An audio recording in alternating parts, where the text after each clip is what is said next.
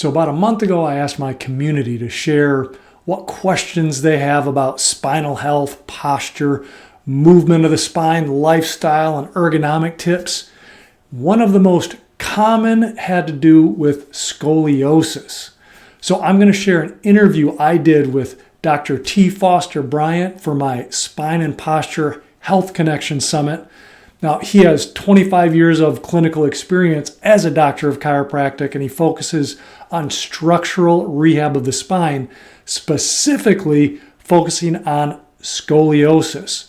So he's also in something called SOSORT, which is regarded as the world's foremost experts on non-surgical scoliosis and deformity care. So this is going to be really interesting for you. It's going to answer a lot of questions. He's going to answer like, what is a scoliosis, and also what's a hyperkyphosis, which is better known as a hunchback posture. And many people also asked about that. Dr. T is also going to share the most successful treatments for scoliosis and hyperkyphosis and how it affects adults and what you can do about it. If you have any questions, go ahead and put them in the comments below. Make sure to like and share this, and also subscribe to this channel so you can keep getting top spinal healthcare tips. Welcome to the Spine and Posture Health Connection Summit. I'm Dr. Ryan Wolfer, and spinal health is the most overlooked yet major factor in your health, energy, and longevity. But no one is talking about it, including top health experts. But that ends now, because multiple studies show that if you have poor spinal curves and poor posture, you're more likely to suffer and have low energy and fatigue, chronic pain, long-term disability, anxiety and mood problems, increased medication use, plus it increases your risk of death from heart disease, pulmonary issues, and from all causes. So during this summit, you're going to learn spinal health solutions to add life to your years and years to your life. And I'm excited to have Dr.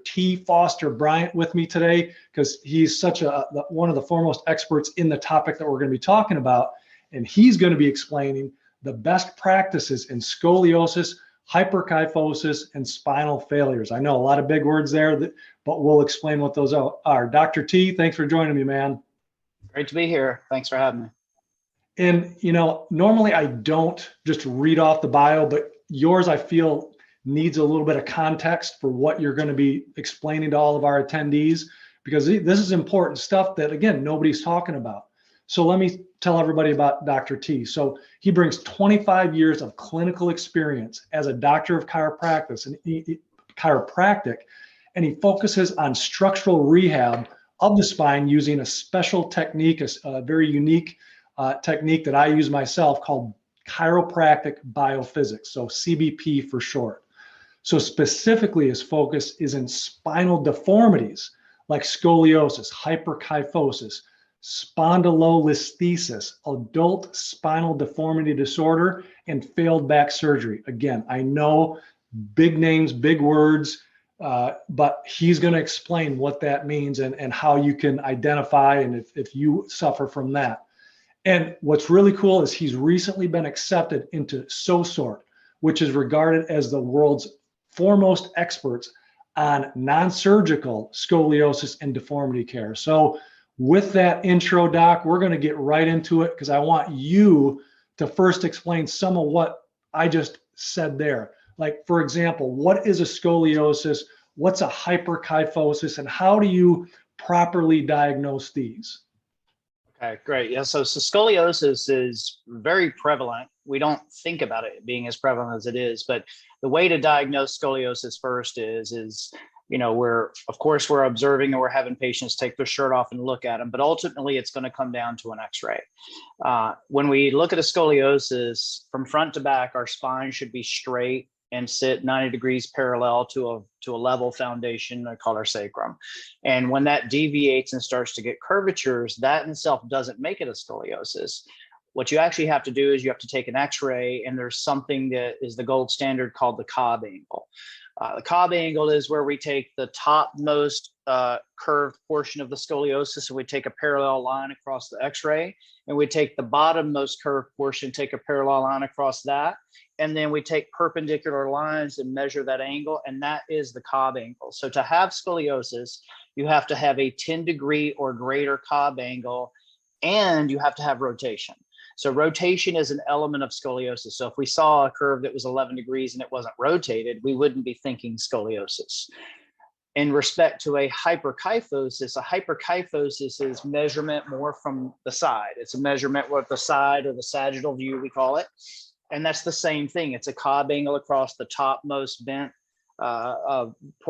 end plate of the vertebra and the bottom, and then two perpendicular lines measure, and a measurement of 50 degrees or greater would measure a hyperkyphosis. So one of the things I love about it is there's not really a lot of arguing on whether you have it or you don't have it. It's just a measurement.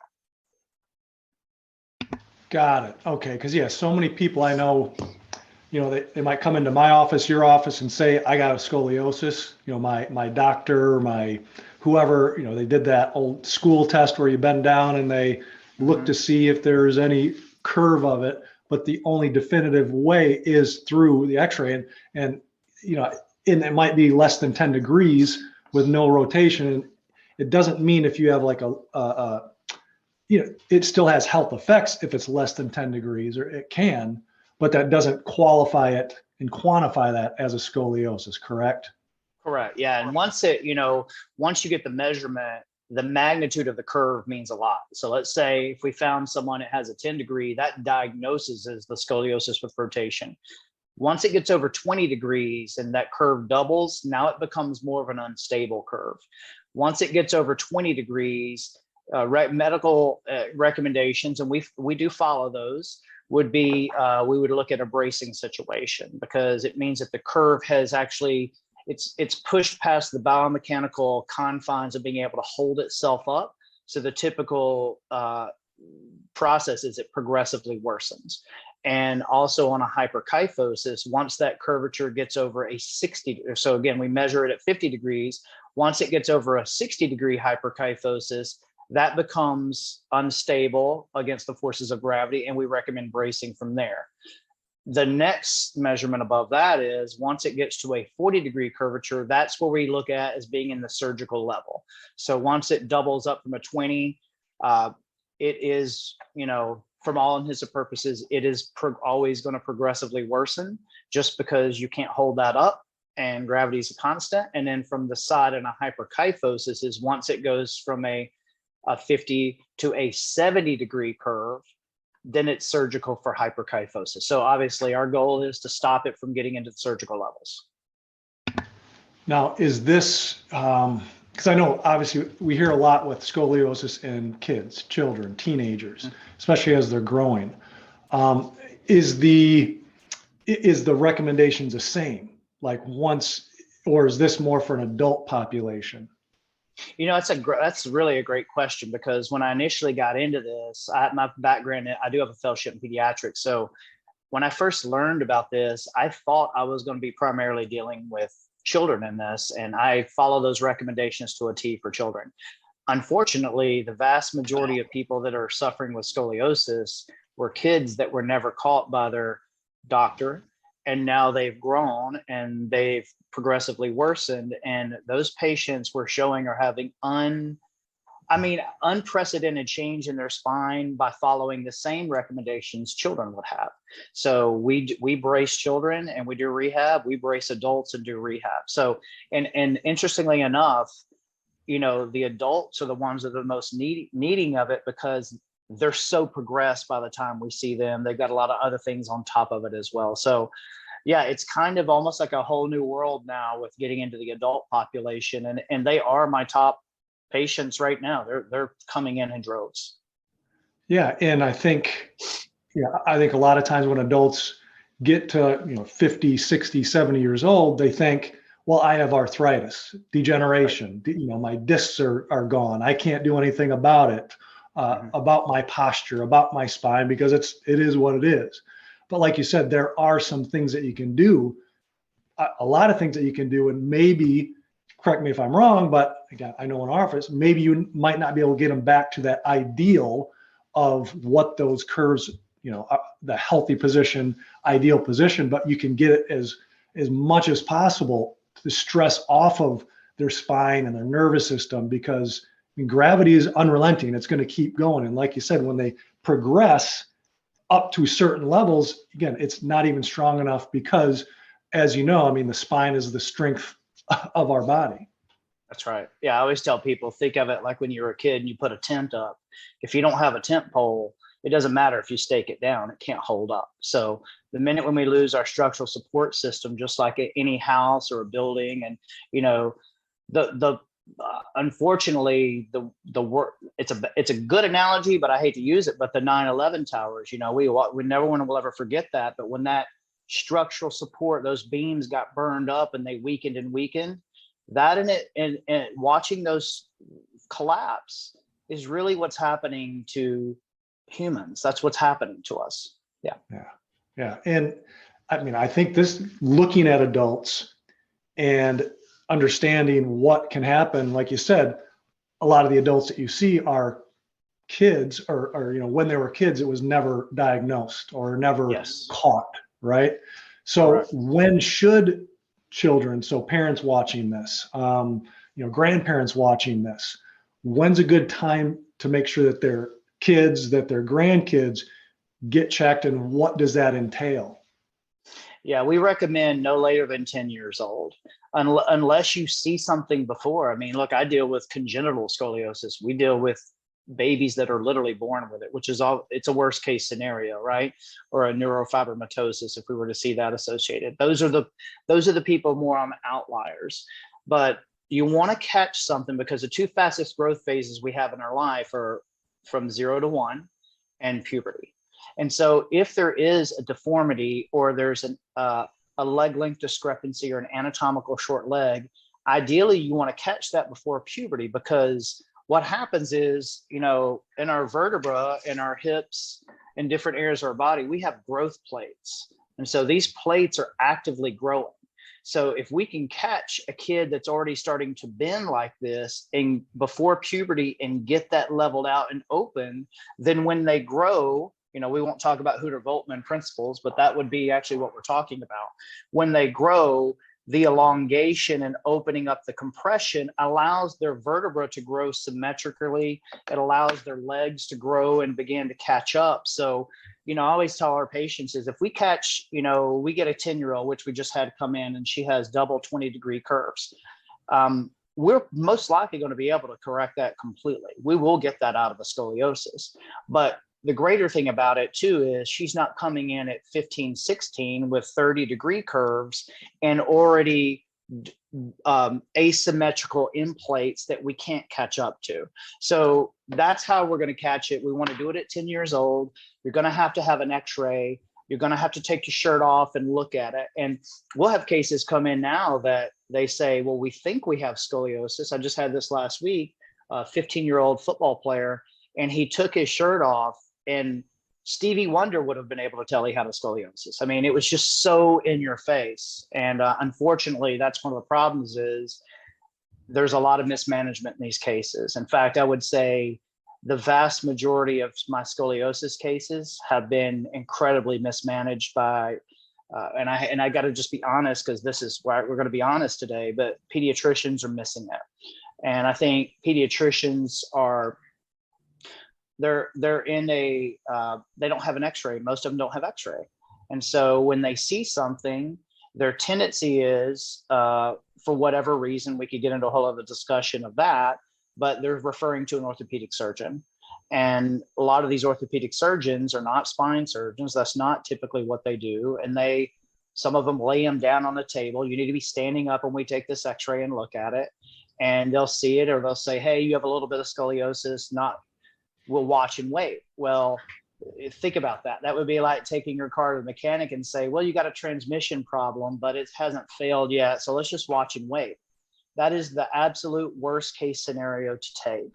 And what's really great to understand about, you mentioned SOSWORD earlier, this is the top league in the world for doctors that do non-surgical collaborative care. So our goal is to work with doctors. We're not I'm only in competition with gravity, right? I mean, I have no competition, right? But the quicker we find these cases and we can get them into early treatment, that is the key to success. And so get your kids checked at 10.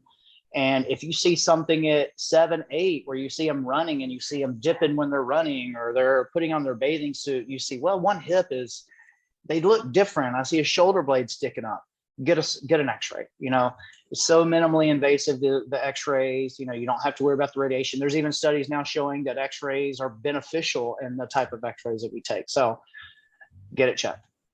Yeah, exactly. We need to get over and hopefully that's why, one, I'm putting this summit together, is so people understand how important the spine is, and these things that, pediatricians, orthopedists, medical doctors might not understand because they don't deal with it. Right. And they don't see it they might see it on a daily basis, but they don't know how to manage it. So, right. Man, that's such great information for everybody listening, because in a lot of what I know you talk about and other corrective chiropractors talk to are like even doctors, and how to help them with these cases.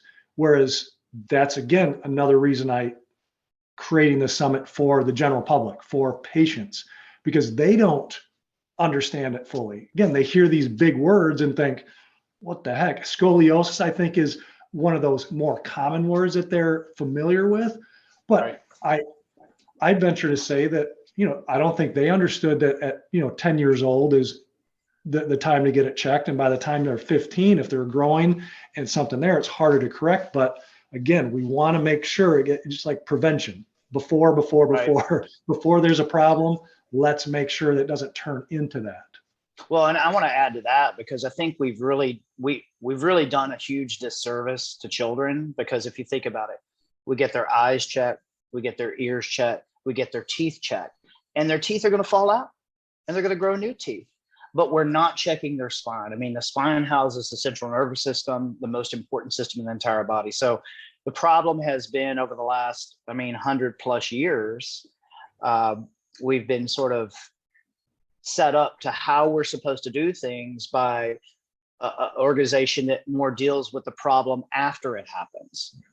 And of course, we want to catch it up front. So that's the whole key. Yeah. So let's talk a little bit more about hyperkyphosis. Sure. Because this is, you see it, I see it way too often. Heck, you go to an airport, this is what I just popped into my head. Mm-hmm. I was kind of taking pictures of people looking at their phone and just slumped down in a chair for an hour or 2 hours waiting for their plane. It's like, tell us a little bit more about that and how big of a health crisis that is, especially with what you're seeing in your practice. Yeah, and I don't know if there's any studies out we can say of what, based on pre-technology, based off the technology world we live in, but I think we could all speculate that it's been a straight up shot along with technology. Bending over, looking at our technology, kids sitting in gaming chairs, even, flying on an airplane. A lot of the positions that we're in actually put us into a bent position. My worst hyperkyphosis people are people that sit and bend over, attorneys, lawyers, IT techs, people like this. So when we first started with this and dealing with Scolicare, we thought that scoliosis was going to be the most prevalent. I'm starting to believe that hyperkyphosis may eventually take that over, but it's extremely prevalent out there. And when kids get it, they actually get a different type where it's called a Sherman's hyperkyphosis. So in a Sherman's, what that means is this would be the front, this would be the back. So imagine if I'm bending at the apex of where I'm bending, you get a very large compressive force. Okay. So this spine should actually be in this position, but it bends this way. But these growth plates on the front now, because they're compressed, they're not going to grow, and the ones on the back are. So it actually grows into like a pie shape that creates a permanent deformity in these children. So I think even in the last 4 years of doing this, I've been doing this Scolicare work for 6 years now. I think in the last 4 years, my Sherman's hyperkyphosis cases in kids are just through the roof. I'm seeing where it used to be more in the thoracic, now it's more in the thoracolumbar. And when we talk to their parents, the parents will look at them, they know exactly what it is technology. And it's funny because they'll look at the kid and go, well, it's because you're doing this and this and this. But, you know, I'm an Alabama redneck at my heart, so I got to be honest. And I look at the parent, I'm like, well, how did they get that? Who's allowing them to do that? So it really takes some management on these cases too, especially once you know that you have it. You have to alter your postural lifestyle. You have to change some things. So hyperkyphosis is major problem. And then a lot of times what we see is the hyperkyphosis will begin creating a secondary scoliosis, or the scoliosis will create a secondary hyperkyphosis. And now you've got a double deformity. Those are getting into more of the severe cases. Yeah. And, you know, especially as people age, they might say, I've lost height. You know, that's, you know, kids, one thing, adults, yes, man, it makes sense. Again, we see it in our offices and our practice. We've seen it for the last 20 some years and how it's progressing. And it's not just about how it looks and how it, you know, the structural part of it, but it's the functional part of it, of how that structure dictates the function, because how you said it houses the most important system in our body, which is the nervous system, which delivers all this health and healing and energy and strength throughout our body, provides attachment points for the muscles. So it's not just about, okay, let's work the muscles, correct? Correct. Yeah. I mean, you got to get the structure up so you can even get to the muscles. So we definitely do hard tissue. That's where we're working on, actually taking those curves and pushing them up. And then once you're getting it in there, that's a new position for the body. So now you have to rehab the musculature to be able to hold those. So we do, you're so sore anytime, because we do a lot of 3-dimensional corrective bracing that makes up, you know, my patients are coming from chiropractors and surgeons and pain management doctors. And really the great thing about it is, what's so awesome for everyone that's listening to this to hear is, sometimes we think that there is a disconnect where chiropractors and MDs just don't like each other, but it's just miscommunication. They're both very intelligent people. When we sit down and discuss what we're doing, and I've got a funny story. I had a guy in town here who was teaching at a university, and I've been here 20 years. He came here, he was about a year. And I had one of my patients that she went from a 38 degree, this was an adult, went from a 32 degree scoliosis to a 19. Okay. So we got her from 8 degrees from surgical to under braceable. She still had some problems. I needed a surgical recommendation. So he told her, you don't have scoliosis. And he said, but based on just looking at her, okay, well, that's a problem. And then from there, he said, well, this brace is a sham and it's snake oil. So some of the stuff we've heard, we would think that would be from 1950s, right? Well, the problem is the CFO of this hospital is my patient. And so I called him up and said, hey, just going to let you know, I'm going to go ahead and file a complaint. I'm going to have him sit in front of his peers and explain himself with my x-rays. He said, well, just go sit and talk to him, T. And he knew me. I was like, all right. So we went and sat down. Within 5 minutes, we're great buddies. He's saying, I had no idea you guys understood that.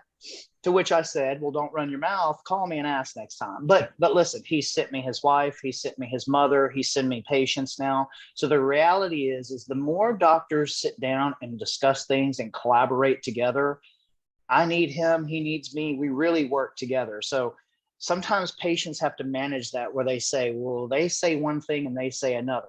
The reality is, you know, there's what one person thinks, and there's the facts of the situation. And that's why with scoliosis and deformity care, listen, it's x-rays, it's facts. And then once we get that, we can really understand where we can work together. So I always want everyone to know that the trend is turning. Doctors really want this help. And my top referrers right now, I'm getting more clients sent in from MDs than from chiropractors. So they know there's a need for this. Oh, yeah, because we're overrun. They're overrun with sick people. Correct. You know, they need help. We need help. And, you know, if you're listening to this, make sure you take that to heart. Like if your doctor tells you something, you know, that's fine. And if you tell your chiropractor or your spinal health specialist what they said, you know, get them together, right? Because it might just be probably is a miscommunication, either maybe the patient misunderstood, because again, these are a lot of big words and they don't completely understand that, and it's not their job to, but we need to help educate them, again, why we're doing this summit, why I'm doing this summit. So you mentioned, okay, once we can find out where the person is, where the patient is with the scoliosis, with the hyperkyphosis, with their spine, you know, let's start with kids. What are the goals for kids if you find that there's a scoliosis or a hyperkyphosis? I mean, the goals for kids are max correction. So we want to get that corrected to the maximum ability that we can. And that might not mean every kid's going to be, and I don't mean perfectly straight, because listen, we can do that in some cases. Okay. If I have a 10-year-old, 11-year-old come in with a double 20-degree curve, we're going to have a really good chance of getting that completely straight because we're going to have time to work with it, right? But if I have a kid come in who's 16 and she's had 3 or 4 years of progression, definitely going to be a harder case. So what we're going for is maximum correction and maximum rehabilitation of the soft tissues. And then making sure we're training that patient to understand how to take care of himself. Because the reality is I'm highly specialized in this, which you have to be, right? Some doctors know a little about a lot of things, and some doctors know a lot about a few things. My goal is to know everything I can possibly know about this and teach that to the patient, because this is lifelong care. Whether we see someone who, hopefully we can get it totally corrected. But if we can take a kid from almost a 40-degree curve to put them into the teens and teach them to manage that and let their growth plates lock in and they understand what their rehab is, they can maintain that and they can keep that in position. For adults, the same thing. Actually, the adults a little bit different. We'll talk about that a little bit on the side. But for the kids, we want to get maximum correction. We want to stabilize that structure and then teach them the corrective exercises. And when you're bracing, where there's a corrective phase, just almost like an Invisalign type mentality. And then once we get it into that, we've kind of topped out, then they wear as a retainer and they continue working on their rehab. Now, if someone's sent from a chiropractor, we work with that chiropractor. So we would actually just teach them the rehab and do the bracing and send them back to the chiropractor for care. And then we collaborate on the best approaches for that. And I do that with even my pain management doctors. They say, hey, what do you recommend would be the best thing here? So again, it's so good because the doors are opening up and once they understand what I know and they realize they don't know that, they want the best for their people. I mean, I generally do think doctors wouldn't put themselves through everything we put ourselves for if we didn't really have that at our heart to help. And that's how you work together. Okay. And I like how you explained it. There's a corrective portion, there's a stabilization portion, and then I want everybody to catch this. It's your spinal health is a lifelong care. It's not, okay, how long does this take? Because how long does the corrective care, because there's different links and I know it depends, but in general, how long is like the corrective care portion where you have the braces on? I love the orthodontist analogy too. I use that, weekly, daily with my patients to explain what we do. Right.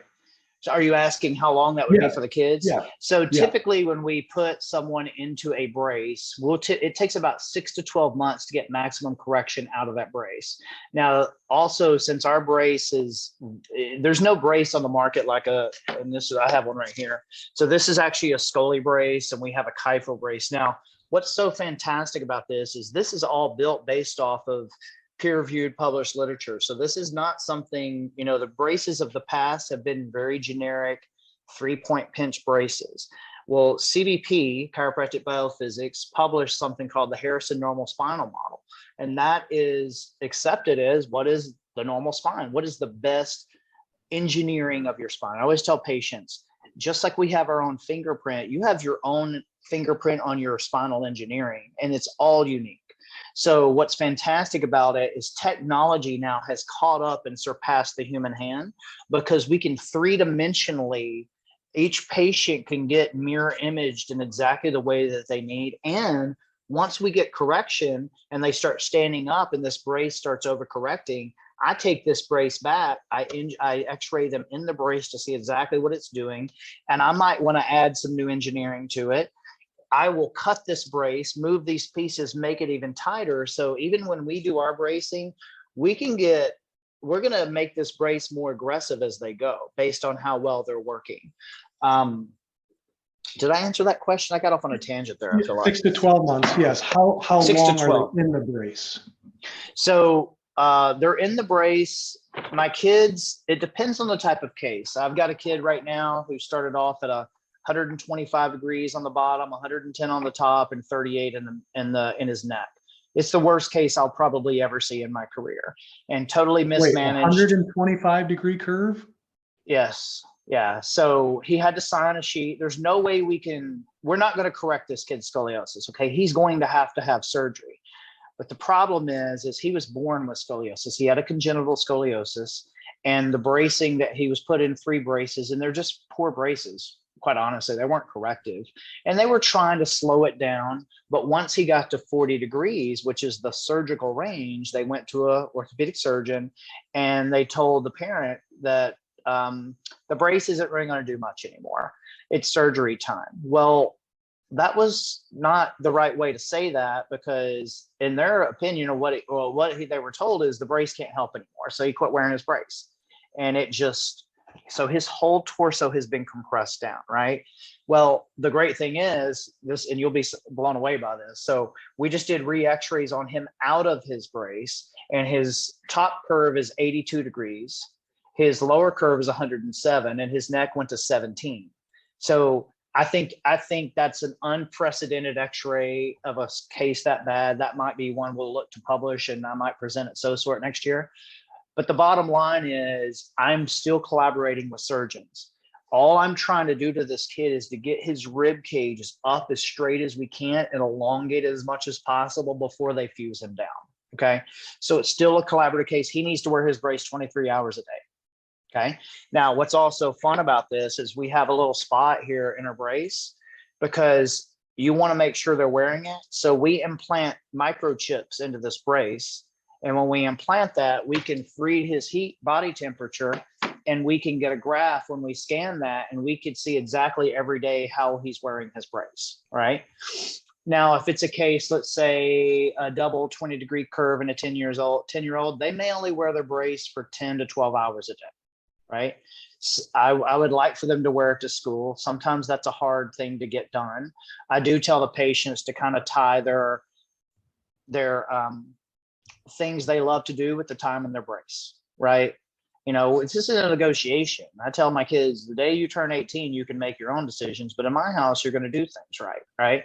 And so the ultimate goal is to get them there. So each case is going to be a little bit different, but in general, I want my kids at a double digit over 12 hours, because I want to get it done as fast as possible.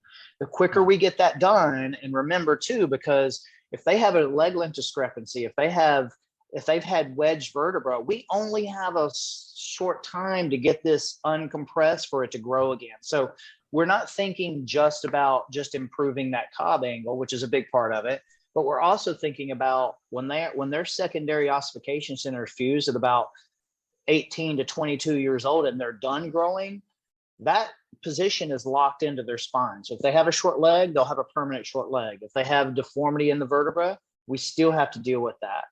Adults are different. Adults in my braces, they're wearing them. I try to shoot for 8 hours in my adults. The ones that go 10 hours have much better results. So it's important to understand the only way we can truly change structural deformities or structural abnormalities is we have to work on those ligaments in the spine. And just like I know that traction it's the only way to do it that I've seen. But when we do it in this, if we lay someone on traction 20 minutes or office versus being on this, we can't do it 3-dimensionally like this can. And if they wear this 8 hours a day, they're getting 24 times the amount of traction in one day. So it's time over traction, right? Mm-hmm. And we can deform that over long periods. So I'm definitely more of like, let's get after it. I tell patients all the time, I'm that guy. It's like, I'm going to grab you by the shirt and I'm going to say, we're going to get you better if it kills me and you both. Now, I'm being jokey about that, but I mean, right. Think about the coaches in your life that really drove you.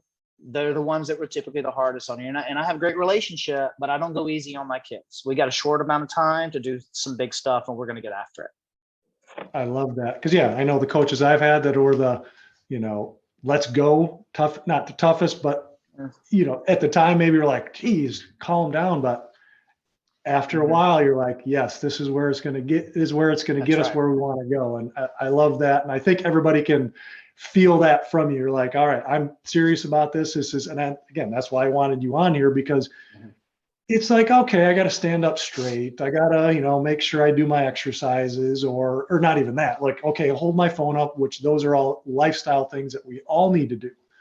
But you've given us so many. Again, this has been beautiful because it's such a great explanation of when the spine gets outside its normal ranges of where it can even withstand gravity. So it's not like you have to lift huge amounts of weight, like you have to have, accidents or injuries or be in, car collisions. It's the everyday day-to-day life that we have can bring these out. And if it's off center, if it's off that stability, the strength range of what our spine is, then it can definitely progress for kids, for adults, but there is something you can do about it. There is help, and that's why we're doing this. And before I get to my last question that I've been asking everybody, Dr. T, again, please tell everybody how they can learn more about like ScoliCare, yourself, and what you're doing. Yeah, the easiest way would just be to go online and put in ScoliCare Naples. That's the easiest way. It's been the response to what we're doing. I'm the first ScoliCare in the world outside of Australia. So the response has been overwhelming, to be honest with you, in a good way. We're having patients fly in from all over the country. We just saw a governor flew in last week. We're having celebrities fly in.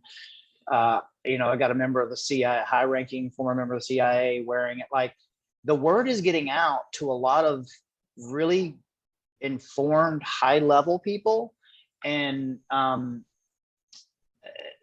my advice would be, if someone is not near you that you can't get the help that you need, call us, look online, ScoliCare Naples, contact us. We do free x-ray reviews. So you could literally upload your x-rays and we will help you with that. The whole goal is changing our community, but that, our community for me is United States of America. Since I'm the first one in America, our goal, we have 25 doctors coming down this month to train with us to learn.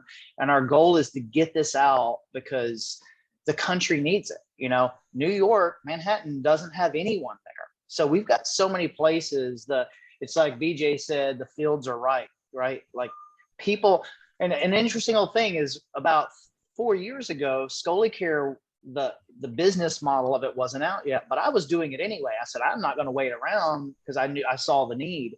And just putting it out here, the people just dropping in. I mean, I told my marketer, I said, I want to start doing scoliosis marketing. And he tried to talk me out of it. He said, you're going to segment the population. There's not enough people out there. And I demanded it. I said, well, I'm not asking you, I'm telling you to do it. I'm paying the bill here.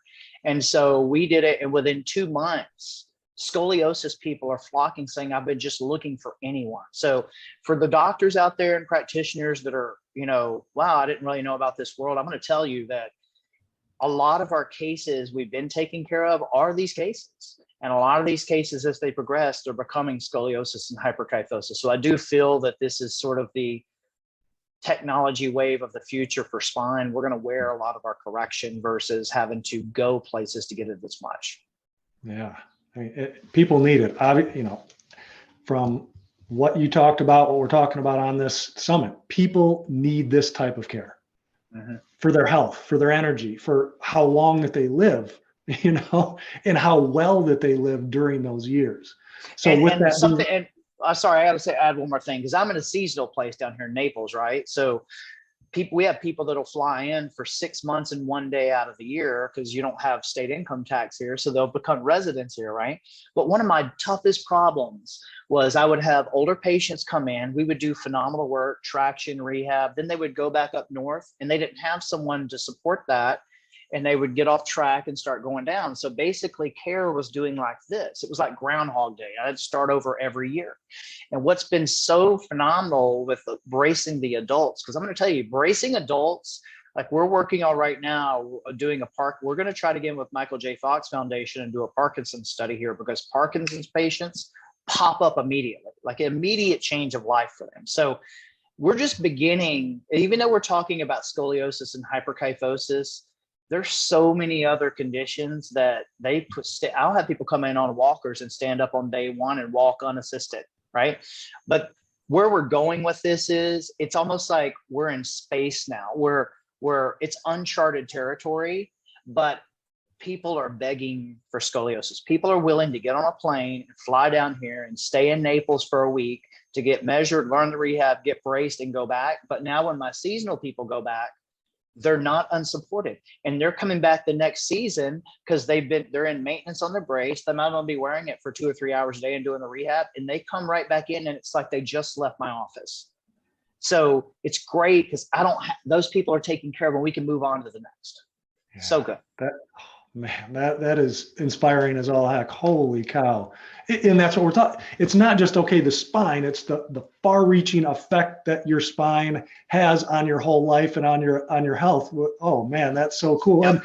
And I mean, here's the deal. Been asking everybody, all my guests, experts on here, their spine is important to them. It's essential. So what are you doing with your daily spinal practices on yourself to make sure that you have your health, your energy, your health span for as long as you live? Yeah, I mean, I'm doing the same things I tell patients to do. I have a 5 millimeter leg length discrepancy on the left. I wear my lift every single day. If I have shoes on my feet, it's underneath me. If I change shoes, it goes in the other. I do my scoli balance, my scoli correction when I'm lifting now. I don't have a scoliosis and I don't have a hyperkyphosis, but I was a college athlete, and from a wrestling injury, I have a very compressed disc at C7, T1. Eventually, I may have to have some clean out in there, and I will do that. You know, surgeons, when you need a surgeon, man, they're phenomenal, right? But I'm doing my rehab. I'm doing my care. I'm doing my traction. I do my warm-ups every day before I start adjusting patients. I have a whole spinal mobility warm-up I go through. I wobble. So, you know, the reality is gravity is affecting all of us. You don't get a pass on it. If you're a human being on this planet, you need help for the gravitational effects. In fact, right now, my top referrer is a very high level surgeon that's known throughout the world. And he's a cardiac surgeon. And he came in here and bent over and bent forward. And we ended up prescribing a brace for him. The next day he came back, he walks in and he goes, "So everyone needs this." I said, "What do you mean?" He said, "Everyone's buckling and collapsing." I said, "Well, not everyone." He said, "No, everyone is." And in a way, he almost got it in a better sense than I did. So he's sending all his people through. He's like, "You cannot take care of this." This is a cardiac surgeon, okay? He's like, "You can't take care of this and buckle and collapse over everything." So you can't be a hypocrite. You got to do what you're supposed to do. You won't last long in this profession bending over people if you don't take care of yourself. So that's what I do. I exercise, eat right, keep my body weight where it's supposed to be. I always felt if you're going to be a doctor and people to come in and see you, you need to look like what people want to be. And that's the standard I hold myself to. Absolutely beautiful, Dr. T. I love it. I think everybody else who's watching this loves it too. I'm going to encourage everybody to go through, watch this again. This is not going to be listening to this once, watching this once, and you got it. We're still learning. He's still learning, but there's so many great spinal health solutions and nuggets in there. Get your spine checked. If you're with your kids, grandkids, yourself, because there is something that you can do to make sure that you have a strong spine and an active life forever. All right. Thanks again, Dr. T. Thanks for everybody else for being here, and can't wait for you to watch the next one.